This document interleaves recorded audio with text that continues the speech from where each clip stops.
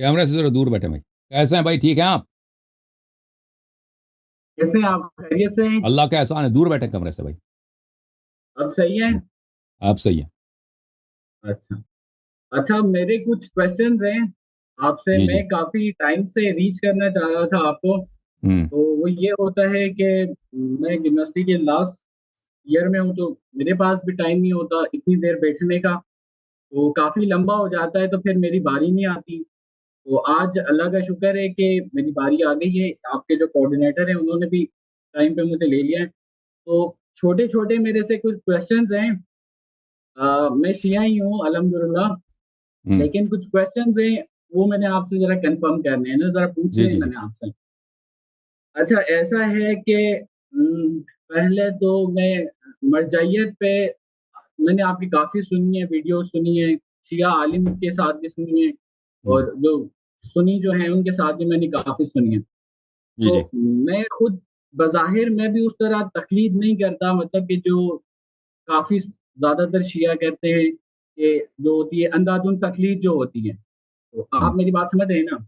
अंधाधुंध तक़लीद नहीं करता इस तरह, मतलब कि जो कौल मुझे उनका समझ में आता है, जो मुझे लगता है कि हाँ, ये ऐसा हो सकता है, मैं फ़ॉलो करता हूँ। मतलब as a religious, as a M I audible? जी जी, बात करते जाएं भाई। जी। As a religious scholar, as a Shia scholar मैं उनको फ़ॉलो करता हूँ। अच्छा, इसमें ये है, मैंने आपसे पूछना ये है, जो आप पिछले दिनों में आपकी एक वीडियो देखी थी जिसमें आपने हिस्टोरिकल एविडेंस बताया था ईरान का कि किस तरह शाह की हुकूमत चली गई, किस तरह रेवोल्यूशन आया, मतलब कि जो खुमैनी साहब थे, उन्होंने किस तरह खुरूज किया था बकौल आपके कि शाह के खिलाफ। अच्छा, इसमें मेरा ये है, देखें, आपको जैसे कि ज़्यादा इल्म है, ज़्यादा आप नॉलेज रखते हैं। मैंने एक जो मर्जर सिस्टम है ईरान का, आप उसको देखें। ज़ायनिस्ट जो हैं, वो दुनिया भर में न्यू वर्ल्ड ऑर्डर लेकर आना चाह रहे हैं, वो अपना ऑर्डर लेकर आना चाह रहे हैं दुनिया भर में। इज़राइल जो है, वो ज़ायनिस्ट, स्पेशली ज्यूज़ नहीं, इज़राइल, वो पॉपुलेशन कंट्रोल कर रहे हैं, रिसोर्स कंट्रोल कर रहे हैं, फाइनेंशियल सेंटर्स उनके हब कंट्रोल में हैं। इनके बड़े-बड़े जो बिलियनियर्स जो हैं, वो दुनिया को कंट्रोल कर रहे हैं, और उनके खिलाफ कौन खड़ा हुआ होता है? एक इस्लामिक कंट्री जो कि सो कॉल्ड ईरान है, शियों का स्टेट है। अब वो हम्म। ईरान भी जिस बेस पे खड़ा खड़ा हुआ है, लास्ट टाइम जब इनकी जंग हो रही थी, ठीक है, ईरान के साथ इज़राइल की 1 टू 1, उसमें नेतन्याहू भी जो कह रहा था, वो डायरेक्टली इनडायरेक्टली जो क्योस फैलाना चाह रहा था ईरान की जो अवाम है उसके अंदर भी, कि हमें ये जो सुप्रीम लीडर है उसको हटा के अपना जो इनका जो शाह का जो बेटा है उसको लॉन्च करना चाह रहे थे। अगर वो इतने बुरे हैं, वो ज़ायनिस्ट की आंखों में क्यों खटक, मैं like I told you before, मैं अंधी तकलीफ नहीं देखें करता। देखें, आप एक आपको एक बहुत मिनट आपके दीजिए। बातों में फैलेसी बहुत ज्यादा है। फैलेसी समझते हैं ना, मुगालता बहुत ज्यादा है। शाह अच्छा जो था, अच्छा खुद शाह, ईरान का जो शाह था, वो एक नेशनलिस्ट था। कैमरे के अंदर ना जाओ, पीछे चल, पीछे बैठो। अच्छा पीछे बैठो, हाँ। अच्छा शाह एक नेशनलिस्ट था। उसके ताल्लुकात इसराइल के साथ अच्छे नहीं थे। शुरू में अच्छे थे, बाद में बुरे बने थे। और ख़ुद सही। इसराइल जो था उसके जाने के हक़ में था, यानी शाह की हुकूमत हटने के हक़ में था। या ये एक पॉइंट नोट करें। उसका बेटा किसी कीमत पर भी ईरान में हुकूमत करना चाहता है, चाहे चाहे वो इसराइलियों के और ज़ायनिस्ट के सपोर्ट से क्यों ना हो। ठीक है ना, इन दो बातों में आप फ़र्क करें। इसका मतलब अगर और मैं ये नहीं कहता कि शाह बहुत अच्छा आदमी था। मैं नहीं कहता कि शाह वाज़ परफेक्ट मैन और एक बहुत अच्छा रूलर था। अर्ज़ यह है कि वो जय उसमें कुछ खूबियाँ थी, कुछ ख़ामियाँ थी, लेकिन इस तरह नहीं था कि वो जैसे उसको पूरा डेविल बनाकर पेश किया जाता है हुकूमत ईरान की जानिब से, इस तरह भी नहीं था वो शाह। लेकिन उसके बेटे ने बहुत गलती की है, और उसने बहुत बिट्रे किया अपने कंट्री की, अपने नेशन की, और उसने अपनी काफ़ी बदनामी कराई है और अपनी पॉपुलैरिटी खो दी है। यानी अपने उसका बादशाह बनना बहुत मुश्किल हो गया, क्योंकि उसने लास्ट वॉर में उसने एनिमी का साथ दिया है।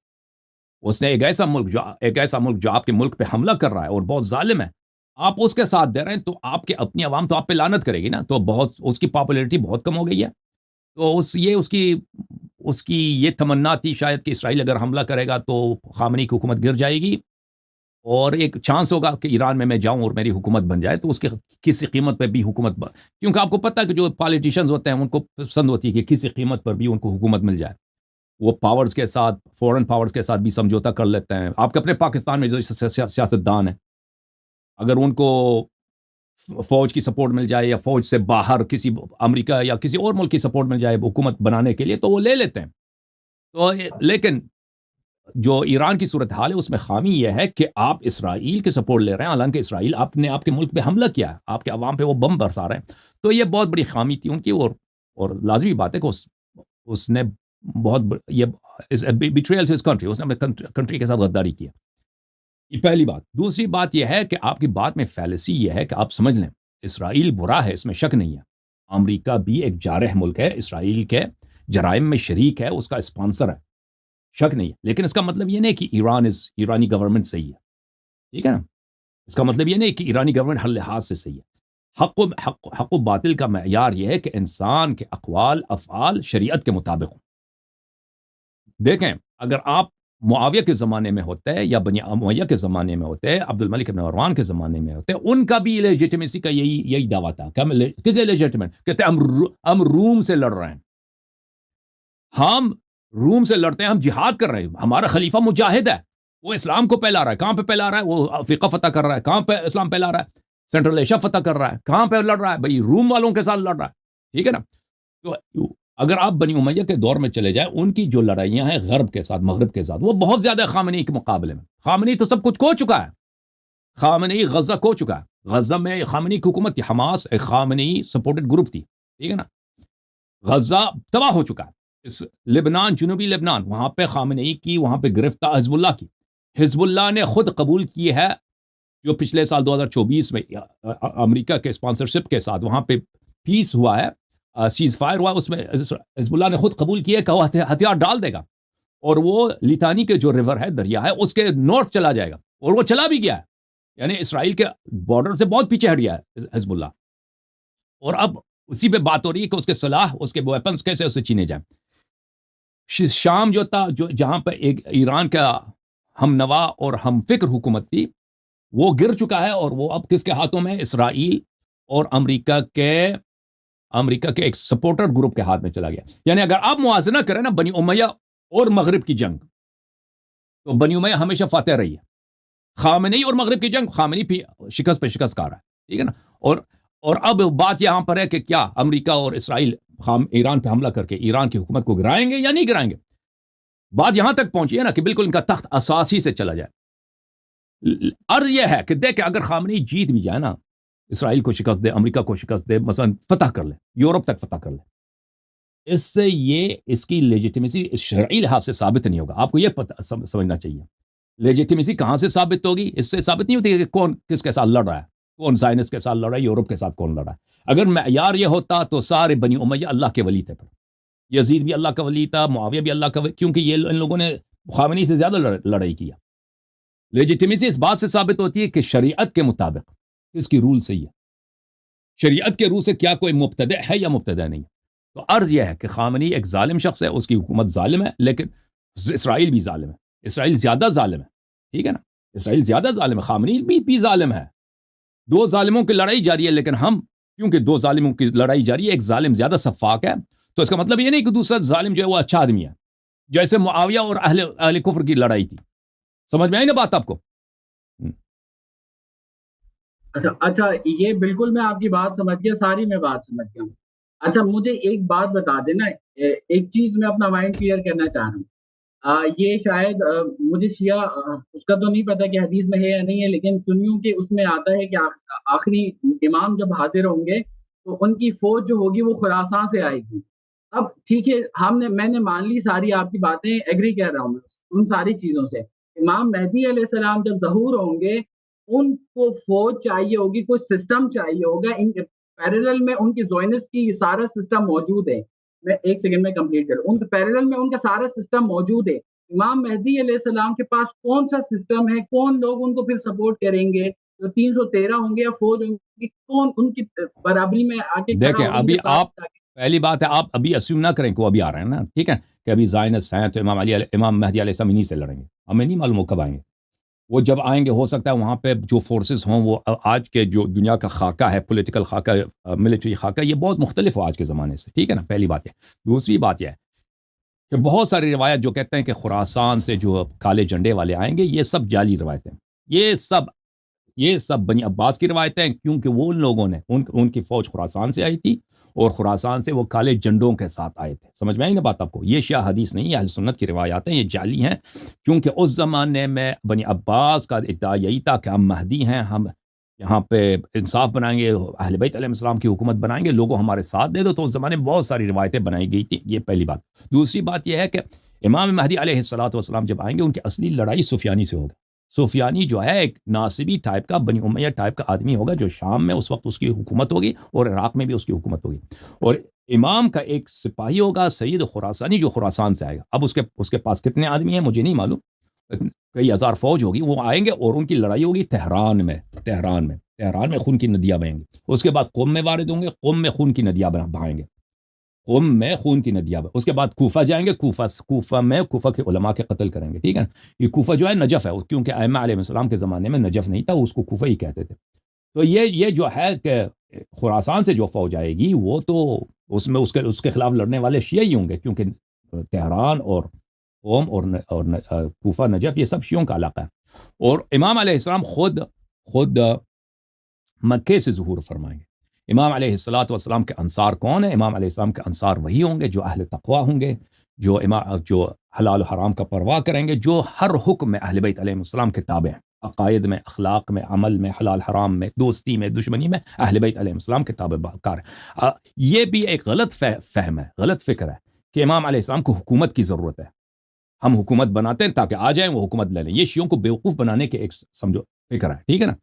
کہ دیکھو ہم حکومت بناتے ہیں، امام علیہ السلام آئیں گے، ان کے پاس ان کے اسٹرکچر تو ان کو ضرورت ہے.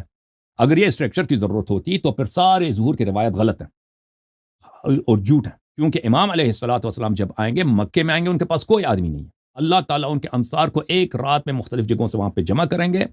اور کسی حدیث میں نہیں ہے، کسی حکم میں نہیں ہے کہ ان کے آنے سے پہلے لوگوں کو چاہیے کہ ایک حکومت بنا دیں، تاکہ امام علیہ السلام جب آ رہے ہیں تو ان کو ایک اسٹرکچر، ایک سسٹم ان کو مل جائے. نہیں، امام علیہ السلام گراؤنڈ اپ، زیرو سے خود بنائیں گے. سمجھ میں آ رہی نا بات آپ کو؟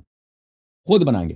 تو یہ باتیں جو آپ کو سمجھائی جا رہی ہے، ہم نے باتیں بہت سنی ہیں شیعہ مولویوں سے کہ بھائی امام علیہ السلام کو ایک سسٹم کی ضرورت ہے، ہم نے سسٹم بنا دیا تاکہ وہ آ جائیں، بھائی ان کو کچھ مل جائے. یہ سب بکواس ہے. اگر وہ ان کو سسٹم کی ضرورت ہوتی وہ اس کا حکم خود دے دیتے. امام وہ ہیں، لیڈر وہ ہیں، ان کو بہتر پتہ ہے کہ وہ شیعوں کو کیا کرنا چاہیے. انہوں نے فرمایا کہ ہمارے ظہور تک شیعہ جو ہیں قیام نہ کریں، خروج نہ کریں، انقلاب نہ کریں، حکومت بنانے کی کوشش نہ کریں. ان کا یہ فرمان ہے. اگر واقعا شیعہ مولوی 12 ائمہ علیہ السلام کو مانتے ہیں، وہ امام علیہ السلام کا فرمان وہ ہے. وہ تو کسی حدیث میں نہیں ہے کہ ہمیں کسی حکومت کی ضرورت ہے، تم حکومت بنا دو تاکہ ہم آ جائیں، یا مقدمات ظہور تم فراہم کرو، شیعہ تم فراہم کرو. کسی حدیث میں نہیں، کسی فرمان میں نہیں. یہ سب شیعہ علماء کی کفر ہے، شیعہ علماء کی انحراف ہے کہ اہل بیت علیہ السلام کے دین میں اپنے سے باتیں، اپنی دنیا کو سجانے کے لیے، اپنے پاپولرٹی بڑھانے کے لیے، اپنی حکومتوں جو انہوں نے غیر شرعی حکومتیں بنائی ہیں، اس حکومتوں کو شرعی رنگ دینے کے لیے شیعہ عوام کو ایسی جھوٹی چیزیں یہ سنا رہے ہیں. اوکے؟ تو آپ کی ذہن بھی ان جھوٹی باتوں سے بھر چکا ہے، آپ جو ہے برین واش ہو چکے ہیں. جی ہاں، سمجھ آئی؟ بالکل. اچھا، 2-3 چھوٹے سوال بچے تھے میرے پاس، اگر جی پرمیشن. صاحب، بولتے جائیں. اچھا، یہ مجھے جاننا ہے کہ امام علی علیہ السلام کے بارے میں یہ جو ہمارے سنی برادر جو ہیں وہ اس طرح کہتے ہیں کہ جو پہلے 3 خلیفہ جو تھے، ان کے ساتھ ان کی حکومت میں ایز اے جج وہ رہے یا ایز نہیں، کوئی کسی حدیث میں نہیں تھے کہ وہ جج تھے. اسی روایت میں یہ سب بکواس ہے، سب بکواس ہے. نہ شیعہ کے پاس، نہ عمریہ کے پاس. جھوٹ بھائی، جھوٹ سمجھتے ہو نا؟ جھوٹ اگر دلیل ہے تو سب صحیح ہے بھائی، سب کچھ صحیح ہے. ٹھیک ہے نا؟ آپ بھی امریکہ کا صدر ہو، جھوٹ اگر دلیل ہے نا تو آپ کہہ دو میں امریکہ کا صدر ہوں. اب آپ صدر پاکستان ہیں، آپ انڈیا کا جو پرائم منسٹر ہیں. ٹھیک ہے نا؟ جھوٹ اگر دلیل ہے تو سب صحیح ہے بھائی. فلان شخص پرائم جج ہے عمر کا، وہ دکھاؤ نا، کس کتاب میں لکھا کس کتاب میں لکھا ہے؟ بخاری میں ہے، مسلم میں ہے، سنن ترمذی میں ہے، تاریخ طبری میں ہے، کس کے یا شیعوں کی کتاب؟ کسی میں نہیں ہے. سب بکواس، سب جھوٹ. آپ کے پاکستان کے گلی محلے کے مولویوں میں جھوٹ بہت زیادہ ہے بھائی، جھوٹ بہت زیادہ ہے. یہ گلی محلے کے جو مولوی ہیں نا، ان کے 99% باتیں جھوٹ ہوتی ہیں، جھوٹی باتیں لوگوں کو سناتے ہیں. جی ہاں. اچھا، میں پاکستان میں ہوتا ہوں، اسلام آباد میں نا.